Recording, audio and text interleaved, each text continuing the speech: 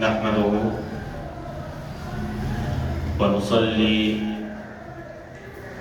ونسلم على رسوله الكريم أما بعد فقد قال الله تبارك وتعالى في كتابه المجيد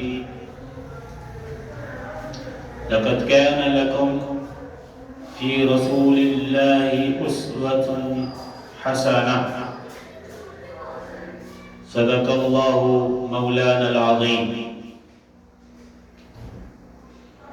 حاضرین ذی وقار، اللہ رب العزت کا بے پناہ لطف اور کرم ہے کہ جس کی توفیق سے ہم آج جمعۃ المبارک کی ان مبارک ساعتوں میں اللہ تعالیٰ کے حضور، اس کے گھر میں اس کا اور اس کے حبیب مکرم صلی اللہ علیہ وسلم کا ذکر کرنے کے لیے اور ذکر سننے کے لیے یہاں موجود ہیں. اپنی گفتگو کی ابتدا اس دعا کے ساتھ کریں گے کہ اللہ تعالیٰ آج ہمارا یہاں اس مجلس میں اپنے گھر میں جمع ہونا، اپنا ذکر کرنا، اس کو سننا، اللہ تعالیٰ اس کو اپنی بارگاہ میں شرف قبولیت سے نوازے. اس دعا کے ساتھ کہ اللہ تعالیٰ ہمیں اپنے قول اور فعل میں اخلاص کی دولت نصیب فرمائے، اور اللہ تعالیٰ ہمیں اپنے قول اور فعل میں حضور اکرم صلی اللہ علیہ وسلم کے جو اعلیٰ اخلاق ہیں اور آپ صلی اللہ علیہ وسلم کی جو اعلیٰ تعلیمات ہیں، اللہ تعالیٰ ان کو سمجھنے کی توفیق دے اور اپنی عملی زندگیوں میں ان کو اختیار کرنے کی توفیق نصیب فرمائے. حاضرین ذی وقار، جو مضمون جو پچھلی نشست میں جس کی ہم نے ابتدا کی،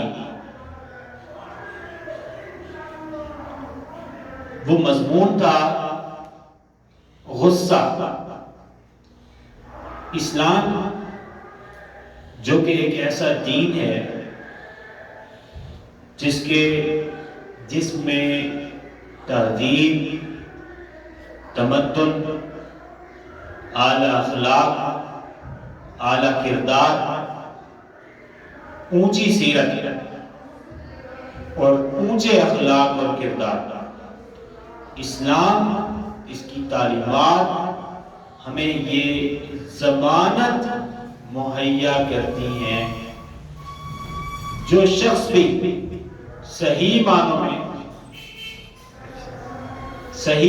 میں اسلام کی عطا کردہ، اللہ کے رسول کی عطا کردہ تعلیمات اور اللہ کے رسول کی بیان کردہ جو ارشادات ہیں، جو شخص بھی اس کو اختیار کرے گا، یہ ذہن میں رکھیے کہ وہ اپنے کردار میں، اپنے عمل میں، اپنی سوچ میں، اپنی فکر میں، اپنے نظریے میں، اپنی معمول کی زندگی میں وہ شخص انتہائی اونچے درجے کے جو عالمی تہذیبی معیارات ہیں ان سے بھی اونچے درجے پر پہنچ جائے گا. کیوں؟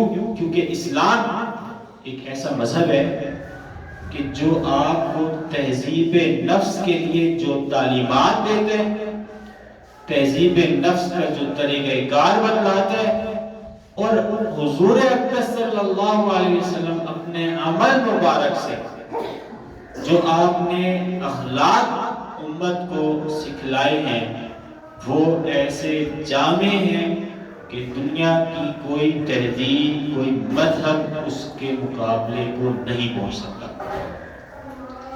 تو جو مسلمان ہے وہ اس کی ذات جب اسوہ رسول میں ڈھلے گی تو وہ سراپا خیر بن جائے.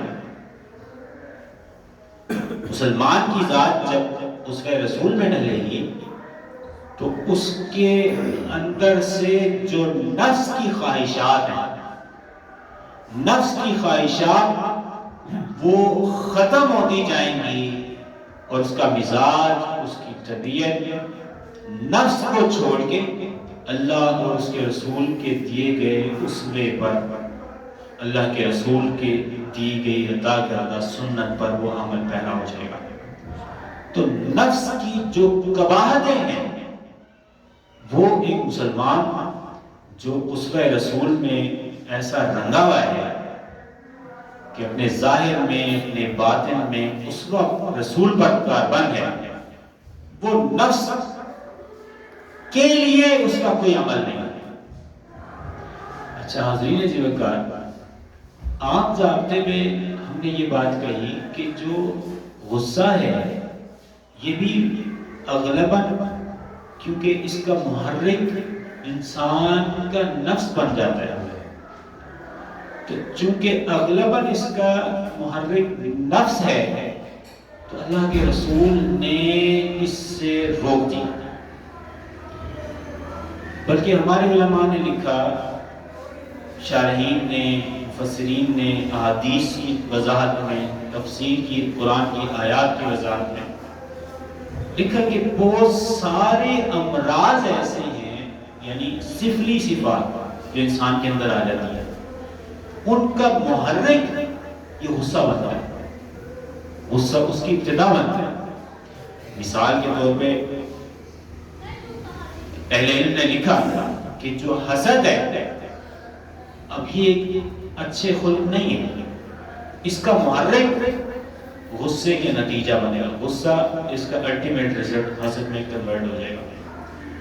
انہوں نے لکھا حقد، یہ باطنی مرض ہے، اس کا سبب بن جائے گا، یہ سبب اس کا محرک غصہ بنے گا۔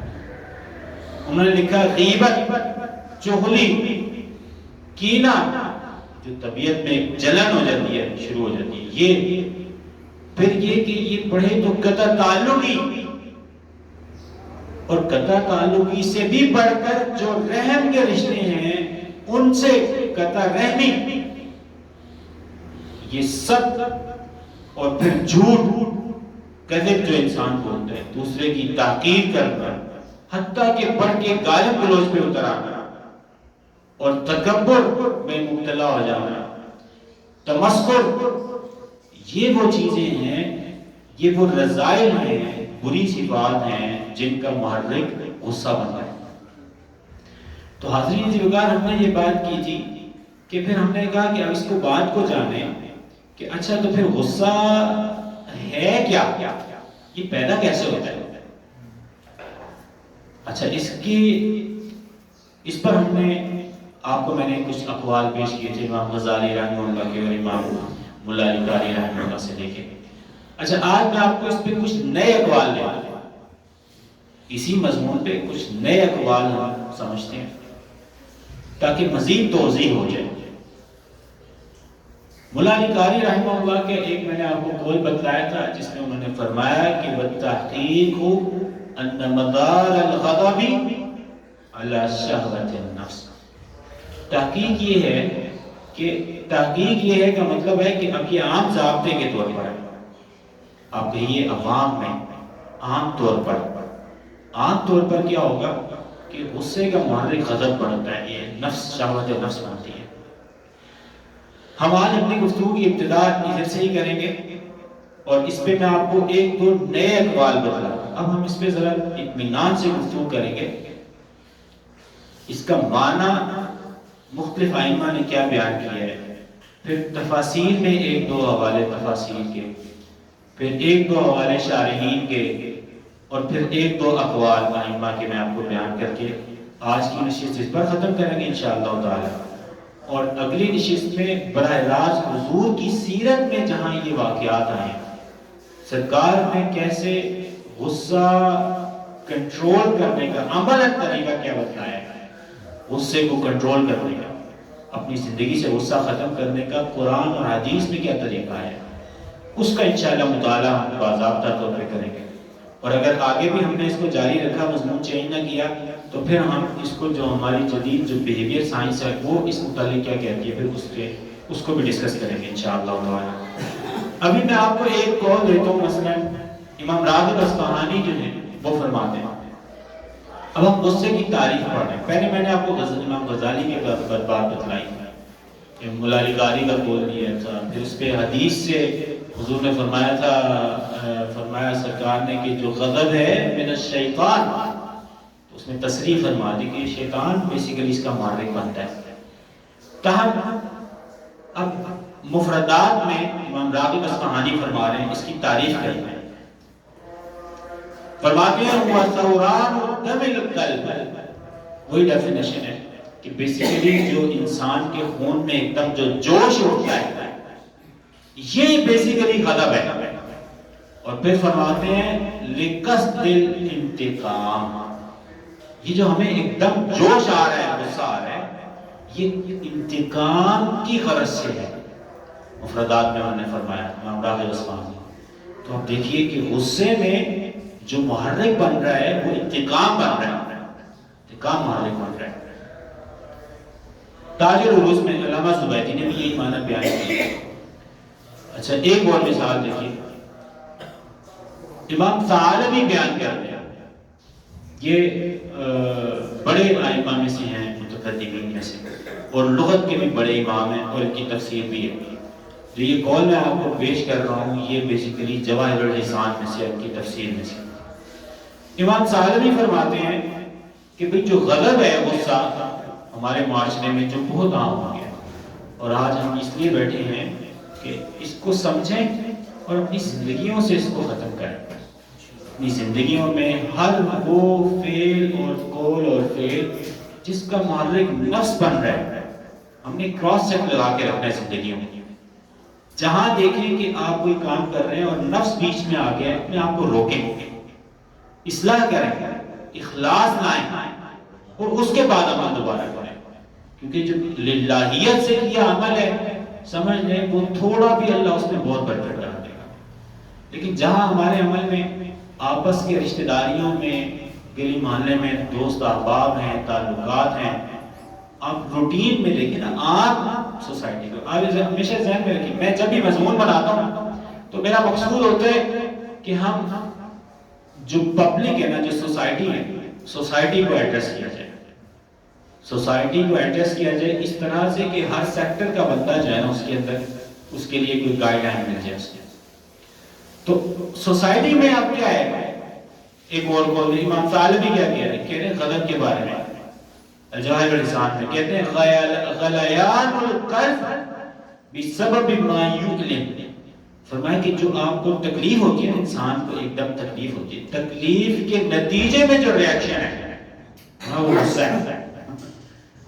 آپ کو کسی بات پہ تکلیف ہے، اس کے ریاکشن جو آپ کر رہے ہیں، فرمایا وہ غصہ ہے، وہ غصہ اس کو کہتے ہیں۔ امام جرجانی نے فرمایا، تعریفات ان کی معروف کتاب ہے، اور ہمارے پرانے مشائخ جو ہیں، یہ ہمارے علامہ طارق صاحب اس کو سمجھتے ہیں، پرانے مشائخ جو ہیں اس کو زبانی بھی یاد کرتے تھے۔ تعریفات مختصر ہے بہت، مگر اس کے اندر ڈیفینیشن ہے بیسیکلی۔ تو امام جرجانی کی ہے تعریفات، اس میں وہ بیان کرتے ہیں، فرماتے ہیں غضب کے بارے میں کہ یہ تغیر ہے بیسیکلی، کیا ہے، یحصل عند غلیان دم القلب، یہ جو خون جوش مارتا ہے ایک دم، اس کے نتیجے میں جو آپ کی کیفیت بدل رہی ہے نا، جو آپ ریکٹ کر رہے ہیں، وہ جو ہے وہ بیسیکلی غصہ ہے، وہ غصہ ہے۔ اور پھر فرماتے ہیں لیحصل عنہ التشفی للصدر، اور اس کا ریاکٹ جب آپ کر رہے ہیں تو اس میں غرض کیا ہے، تاکہ دل کو اطمینان ہو جائے۔ اگر آپ کو غصہ ہے آپ جھاڑ دیں گے، دل کو ایک اطمینان کی کیفیت آ جائے گی۔ غصہ ہے لڑائی کریں گے، گالم گلوچ کریں گے، گلی بازار میں آپ دیکھ رہے ہوتے ہیں راہ چلتے لڑائیاں ہو رہی ہیں، غصہ ہو رہا ہے، تو وہ کیا ہے، وہ ایک دم کیفیت ہوتی ہے، اس کو کنٹرول نہیں کرتے ہیں، اور اس میں انتقام کی غرض ہوتی ہے، اور انتقام جب انسان لے لیتا ہے تو دل مطمئن ہو جاتا ہے۔ اس کی ڈیفینیشن یہ کر رہے ہیں وہ۔ اچھا اسی طرح سے دیکھیے امام ابن رجب حنبلی نے اس کی ایک تعریف کی، یہ آخری تعریف ہے، سنیے۔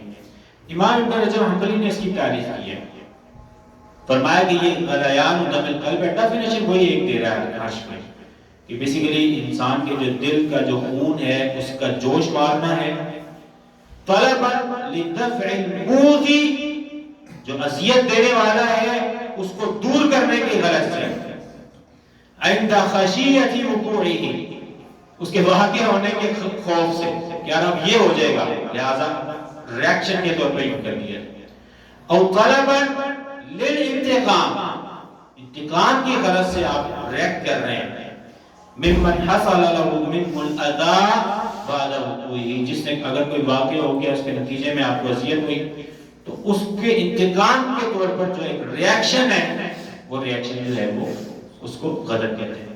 میں اس کا مطالعہ کر رہا تھا، دیکھیے اب کیونکہ آپ بنیادی ضابطہ سمجھیے، ضابطہ ہمیشہ ذہن میں رکھیں، ضابطہ وہ ہوتے ہیں جو صریح نصوص پر اور کثیر نصوص پر قائم ہوتا ہے۔ پھر ہوتا یہ ہے کہ اس کے آگے پیچھے کوئی روایت ہمیں ملے گی، کون مل جائے گا جو اس ضابطے سے ذرا باہر نکلتا محسوس ہو رہا ہے، پھر اس کا ہم معاملہ ڈیسائیڈ کرتے ہیں، پھر اس کی تعویل کرتے ہیں، اس کی تعویل ہوتی ہے، اس کا معمول ہم متعین کرتے ہیں۔ جیسے میں نے سادہ لفظ میں آپ کو بتلایا تھا کہ کوئی غصہ تو جائز نہیں ہے، اگر کہیں غصے کا معنی ملے گا تو ہم نے کہا کہ وہ نفس اس کا محرک نہیں ہے، وہ غیرت دینی ہے، وہ حمیت اسلام ہے۔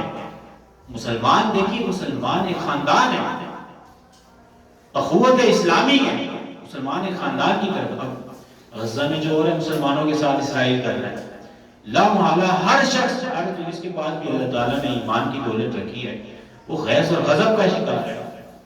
اب وہاں غیظ غضب میں نفس نہیں ہے، وہ ہمارے اخوت اسلامی ہے، مسلمانوں کا نسل کشی ہو رہی ہے اور ہمارے حکمران کیا کر رہے ہیں؟ وہ استقبال کی تیاری کر رہے ہیں۔ تو علمی ہے یہ۔ تو ہم نے کہا کہ پھر ہم اس کو کہیں گے کہ دین کی غیرت ہے، حمیت اسلامی ہے، اور دین کی حرمت دین کی حفاظت ہم پر، آپ پر، ہر شخص پہ لازم ہے۔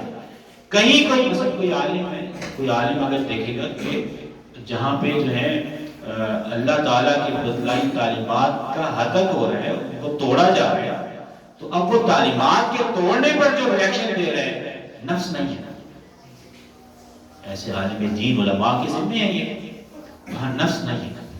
تو عام ضابطے میں یہ نہ کہیں، ہم یہ نہیں کہیں گے کہ یہ غصہ کر رہا ہے، وہ غصہ نہیں کر رہے، وہ غیرت دینی ہے، وہ اسلام کی حدود کیوں پامال ہوتے دیکھ رہے ہیں تو ان کے ذمہ ہے وہ روکیں، اس وقت میں روکیں گے۔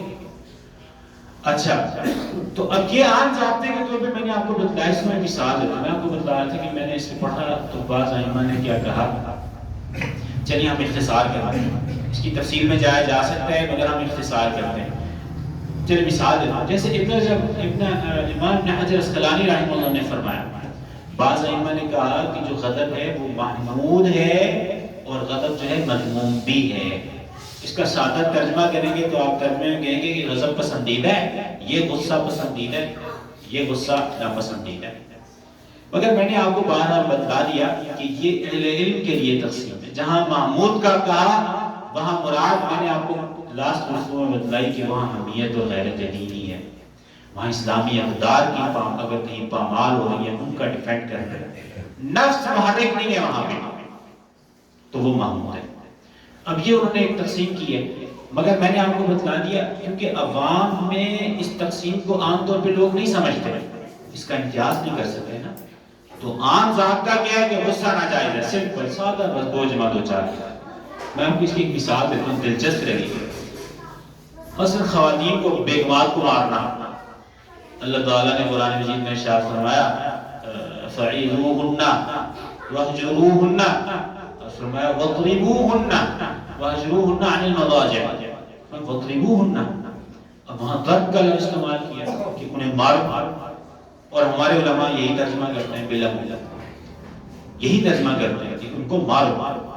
اچھا، پھر مفسرین کو آپ پڑھیں گے تو وہ قید لگائیں گے، وہ کہیں گے نہیں چہرے پہ نہیں مارنا، اچھا ایسے نہیں مارنا کہ وہ اس کے چوٹ زیادہ لگ جائے، یا یہ کہ اثر ڈال دے مار۔ بعض نے کہا کہ مسواک سے مارے مگر وہ غیر مبرم ہونی چاہیے، وہ اثر نہ ڈالے، اس طرح مارے۔ اچھا، اب یہ پھر تفسیرات کرنی پڑی، اور تشریحات میں جانا پڑا، مگر ایک سادہ سا سوال میرا آپ سے یہ ہے کہ کیا کوئی پاکستانی مارتے ہوئے یہ دیکھے گا کہ یار میں اس طرح ماروں کہ چوٹ نہ لگے؟ ہمارے کلچر میں بتائیں عوام میں کیا ہے، عوام میں کیا ہے؟ اور ولی اعوذ باللہ جہاں مارنے کی ویڈیوز جو وائرل ہوتی ہیں وہ آپ دیکھیں تو مرد اس طرح نہیں لڑتے جس طرح عورتوں کو مار رہے ہوتے ہیں۔ اچھا قبلہ گادی صاحب نے اس کا یہ ترجمہ نہیں کیا، اب وہ ایک علمی بحث ہے، انہوں نے اس کا ترجمہ وَضْرِبُوهُنَّ کا ترجمہ مارو نہیں کیا، اس کا ترجمہ کیا کہ انہیں ان سے دوری اختیار کر لیں۔ اب وہ ایک علمی بحث ہے جو ہمارا موضوع نہیں ہے کہ ضرب کے معنی میں مباعدہ کا معنی ہے، ضرب میں مباعدہ کا معنی دوری اختیار کرنے کا، اس کے لٹرل میننگ سے۔ بہرحال انہوں نے کہا ترجمہ یہ کیا کہ جی آپ واعظ نصیحت کریں، وَهْجُرُوهُنَّ عَنِ الْمَضَاجِعِ، اگر نہیں ہوگی تو آپ بستر علیحدہ کریں، اور وَضْرِبُوهُنَّ کا ترجمہ کیا کہ انہیں اپنے والدین کے ہاں بھیجیں، علیحدگی اختیار کرنے کو سرسا۔ ضرب بمعنی مارنا نہیں کیا، کیوں نہیں کیا؟ اس کے اسباب اور محرکات ہیں۔ ایک تو یہ کہ آپ کو پتہ پوری دنیا میں جہاں اسلام پر اعتراضات اٹھائے جاتے ہیں وہاں کہتے جاتے ہیں کہ دیکھو یہ تمہارا دین تو کہتے ہیں کہ عورتوں کو مارو، تم کہاں عورتوں کے حقوق کی بات کر رہے ہو؟ ایک تو یہ بھی مسئلہ ہے۔ دوسرا ویسے بھی جہاں عورتوں کو مارنا ہے عوام اس کا تمیز نہیں کر پائے گی کہ میں نے کس درجہ مارنا۔ مارتے ہوئے کوئی یہ تھوڑی دیکھے گا کہ یار چوٹ نہ لگے، نشان نہ پڑے، یہ نہ مارتے تو ہمارے یہاں مارتے اس لیے کہ اثر اور ٹکا کے ولیعذ باللہ۔ اور اللہ کے رسول نے کیا کہا؟ سرکار نے فرمایا لا تضربوا آباء اللہ، اللہ کی بانگی ہیں انہیں مت مارو، سرکار نے منع فرمایا۔ اور حدیث میں آتا ہے ما ضرب رسول اللہ صلی اللہ علیہ وسلم بیدہ رجلا ولا امرأة ولا خادما، سرکار نے اپنی زندگی میں کسی خادم کو کسی خاتون کو ہاتھ سے ایسے نہیں مارا۔ تو سنت کیا ہے، حدیث کیا بتلا رہی ہے؟ تو وہ کئی جہاد دیکھ کے پھر ترجمہ یہ چینج کیا اور وَضْرِبُوهُنَّ کا معنی مارنا نہیں کیا۔ تو اس کے اسباب بہرحال بہت سارے تھے۔ تو کیوں؟ اس میں ایک سبب یہ تھا کہ عوام نہیں تقسیم کر سکتی، فرق ہی نہیں بتا سکتے۔ اگر آپ لوگ کہتے ہیں یار بیوی کو مارو تو اب آپ مجھے دیکھ لیجیے صورتحال کیا بنے گی۔ وہاں لحاظ نہیں ہوگا کہ جی مارنا ہے میں نے چوٹ نہ لگے، چہرے پہ نہ لگے۔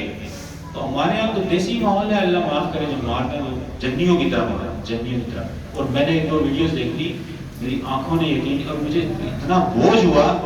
وہ خان صاحب تھے جو اپنی اہلیہ کو زد و کوب کر رہے تھے، تو وہ اتنی بری طرح مار رہے تھے کہ میں جو ہے نا مجھے بڑا اثر رہا اس کا۔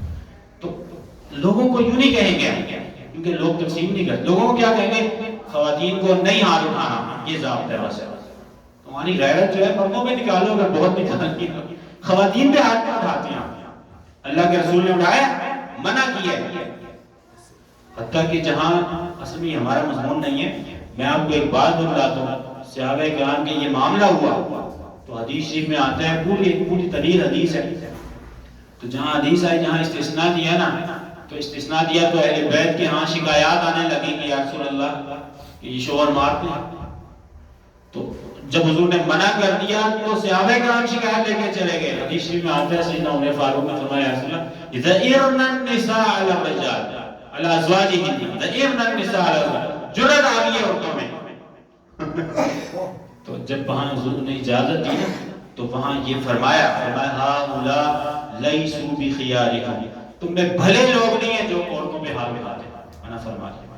تو میں نے آپ کو ایک بات اضافہ اس لیے بتائی کہ عوام میں عام ضابطے کو ہمیشہ ذہن میں رکھیں۔ عام ضابطہ یہ ہے کہ غضب کے بارے میں ہم کہہ رہے ہیں کہ وہ جائز نہیں ہے۔ اچھا ائمہ نے فرق کیا ہے، غضب کے ساتھ ایک اور لفظ آتا ہے سخط، اس میں فرق کیا ہے، غضب کے ساتھ غیظ آتا ہے۔ اب میں یہ ائمہ کی جو کتابیں ہیں نا، الفروق ہے، الفروق لغویہ، ابو ہلال عسکری کی کتاب ہے الفروق لغویہ، تو الفروق اللغویہ سے میں اس کا فرق وغیرہ لے کر آیا تھا۔ بہر صورت یہ کہ اس کو ہم سکپ کرتے ہیں۔ میں آپ کو ایک دو اقوال بتلاتا ہوں بس۔ سیدنا ابو ہریرہ رضی اللہ عنہ کی ایک روایت میں نے آپ کو بیان کی تھی، آج اس کی شرح میں بیان کر رہا ہوں، ایک قول دیتا ہوں۔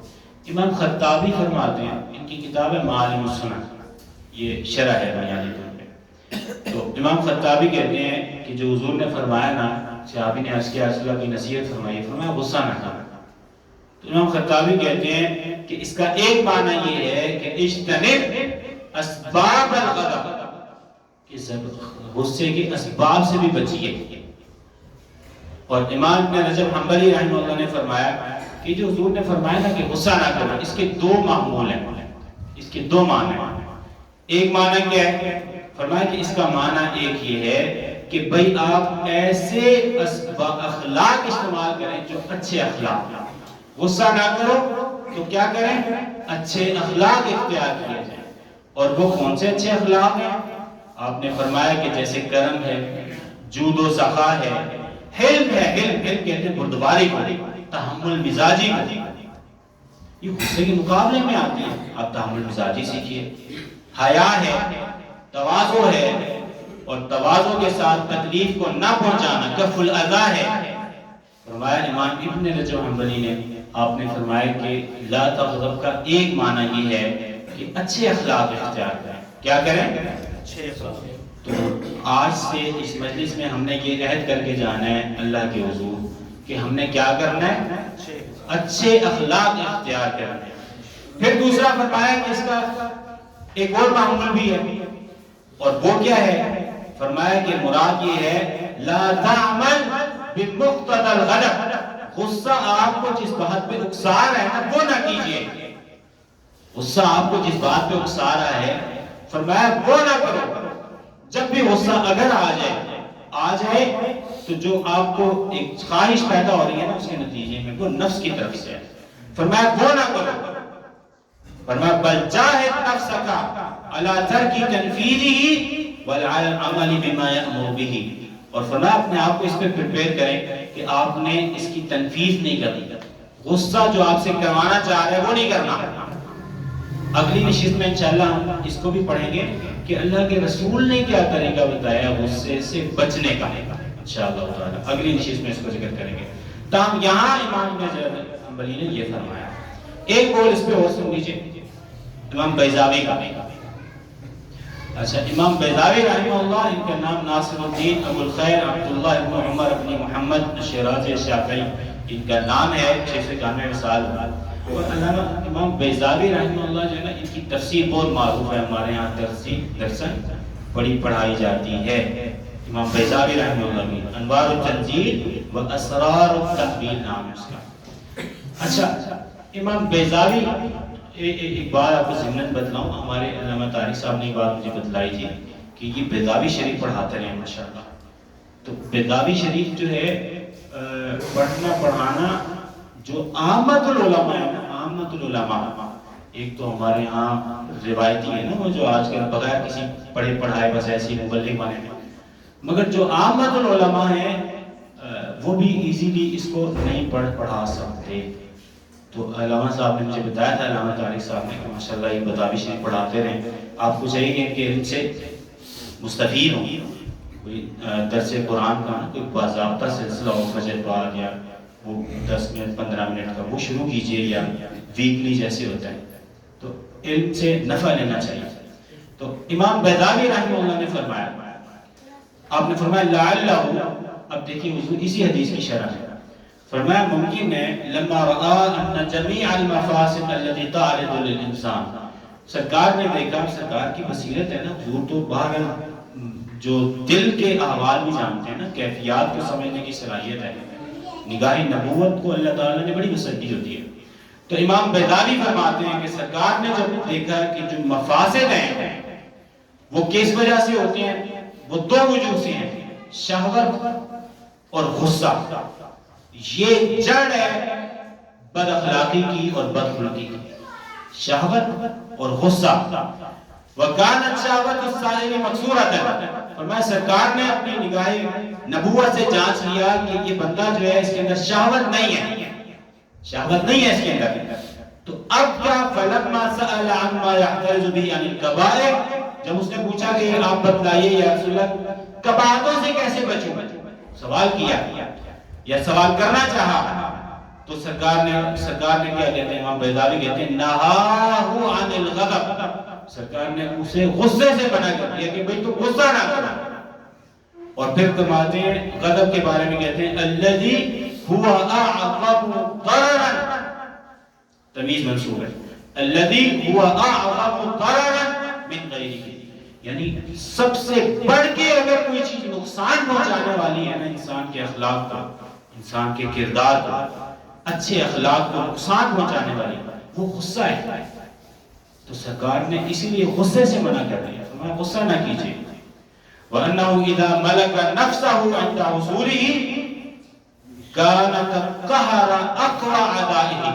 اب اگر وہ شخص اپنے آپ کو اس پر صلاحیت رکھ لیتا ہے، اپنے نفس کو کنٹرول کرنے کی صلاحیت رکھ لیتا ہے غصے سے، تو فرمایا کہ سب سے بڑے دشمن پر وہ غالب آ جائے گا، زیادہ قوی ہو جائے گا، کیونکہ نفس سب سے بڑا دشمن ہے.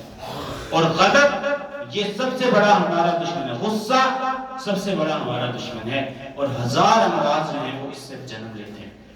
تو ہمیں کیا بچنا ہے؟ ہمیں کس سے بچنا ہے؟ بتلائیے. غصے سے اجتناب کرو. کس سے بچنا ہے؟ بس ایک دو اقوال سنیے اور اس پہ گفتگو اینڈ کریں گے ہم اپنی. حضرت عمر رضی اللہ عنہ نے ابو موسیٰ اشعری کو یہ بات فرمائی، لکھ کر بھیجا.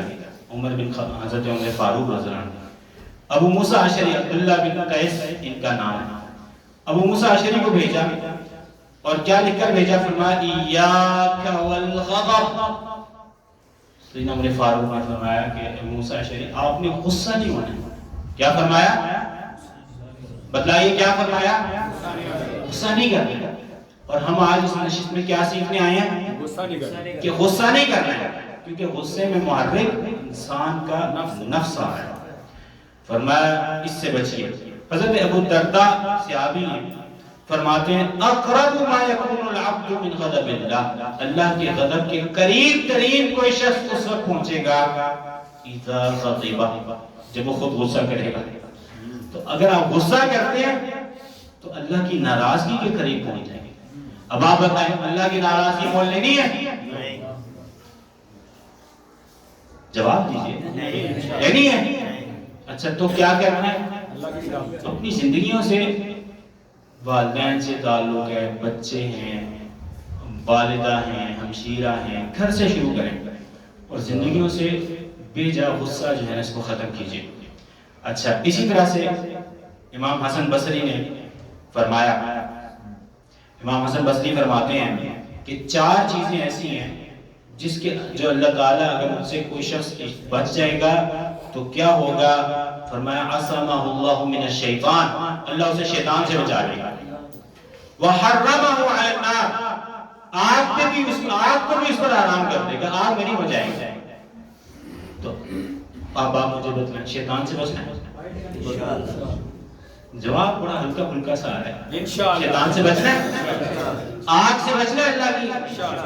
تو کیا بتایا امام حسن بصری رحمہ اللہ نے؟ فرمایا اب اس میں جو 4 چیزیں بیان کی اس میں ایک ہے فرمایا غضب. غصے میں، غصے کی حالت میں غصے کو کنٹرول کرنے والا جو ہے شیطان سے بھی بچے گا، جہنم کی آگ سے بھی بچ جائے گا. بلکہ نا اس میں آپ کو ایک دو امام جعفر بن محمد کہنے لگے، انہوں نے فرمایا کہ جو غضب ہے، غصہ، وہ مفتاح کل شر، ہر شر کی جو کی ہے نا، کی چابی وہ غصہ ہے.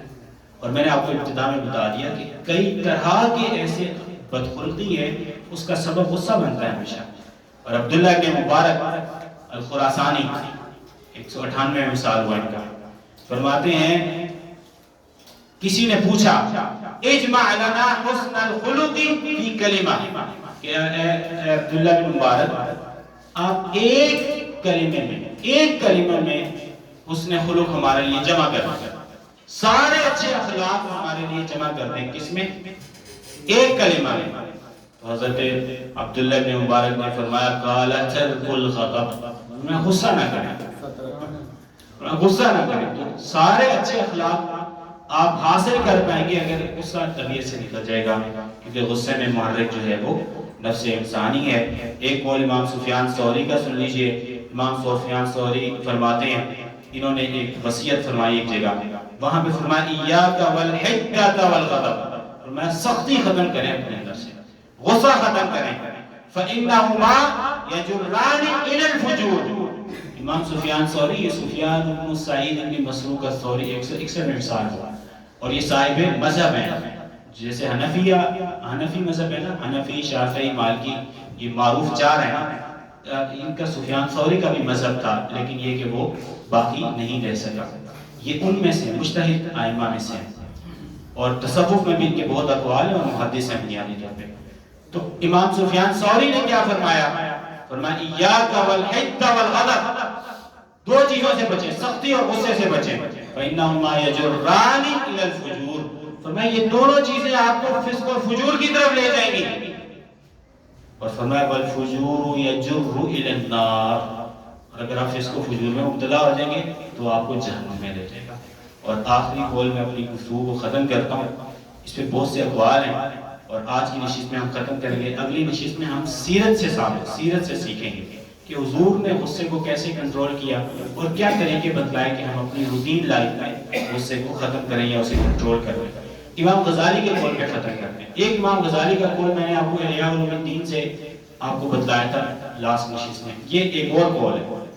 امام غزالی رحمہ اللہ فرماتے ہیں کہ بعض نے، اب کسی نے اپنے بیٹے کو یہ نصیحت کی، فرمایا یا بنیا، اے میرے بیٹے، لا يثبت العقل عند الغضب، یہ جو غصہ ہم کرتے ہیں نا روٹین لائف میں، والد بلا رہے ہیں، اگر والد نے ذرا سا کوئی ایسی بات کر دی جو آپ کو پسند نہیں ہے تو اولاد کا منہ بن گیا، غصہ آ گیا، والدہ کچھ کہہ رہی ہیں تو غصہ آ گیا، آپس میں دوست احباب ہیں، کولیگز ہیں، مارکیٹ میں، ہر جگہ، یعنی سوسائٹی میں آپ دیکھیں تو فرمایا لا يثبت العقل عند الغضب، غصہ ہمیشہ ذہن میں رکھیں، غصہ آپ کی عقل کو ظاہر کر دے گا، عقل باقی نہیں رہتی، ثابت نہیں رہتی غصے کی حالت۔ اچھا پھر فرمایا ایک لفظ پہ اس پہ بات ختم کرتے ہیں، فرمایا اقل الناس غضبا، ایسا شخص جس کو اللہ تعالیٰ نے یہ کنٹرول دیا اپنے غصے پہ، تو جو سب سے کم غصہ کرنے والا ہے اقلہم، وہ سب سے زیادہ عقل مند آدمی ہے۔ تو ہم نے عقل مند بننا نہیں بننا، بتائیں عقل مند بننا تو اپنی زندگیوں سے کیا ختم کرنا ہے؟ یہ جو بے جا غصہ ہے اس کو ختم کرنا ہے۔ تو غصے کے پیچھے محرک نفس ہوتا ہے۔ اس پر ہم اپنی گفتگو آج کی نشست جو ہے وہ ختم کرتے ہیں اس دعا کے ساتھ کہ اللہ تعالیٰ ہمیں حضور اکرم صلی اللہ علیہ وسلم کے اخلاق کریمہ کو اختیار کرنے کی توفیق دے۔ ہماری سوسائٹی سے جو عام جھگڑے ہیں وہ غصے کی وجہ سے ہیں۔ اگر ہم اپنی طبیعتوں میں غصے کی جگہ تحمل لیں گے تو ہم بہت ہیلتھی لائف جائیں گے، اور بہت ذہنی امراض کا سبب بھی غصہ ہے۔ غصے کی تفصیل ہے، میں تفصیل میں نہیں گیا، تفصیل میں یعنی دیکھیے غم کی بھی ایک صورت، یہ بھی غصے کے نتیجے میں ہوتا ہے۔ یہ جو ڈپریشن کی کیفیت ہوتی ہے یہ بھی بیسیکلی غصے ہی کے الٹیمیٹ ریزلٹس میں سے ہے۔ تو اس کو جو ہماری ماڈرن جو ہیومن بیہیویئر جو ڈسکس کرتے ہیں، جو وہ اس کے ہزار امراض بتلا رہے ہیں کہ جو اس کا سبب غصہ بنا ہے، اور اللہ کا رسول ہمیں کیا کہہ رہے ہیں کہ ہم نے غصے سے اجتناب کرنا ہے۔ اللہ تعالیٰ کی حضور دعا ہے جو کہا سنا اس پہ عمل کی توفیق نصیب فرمائے۔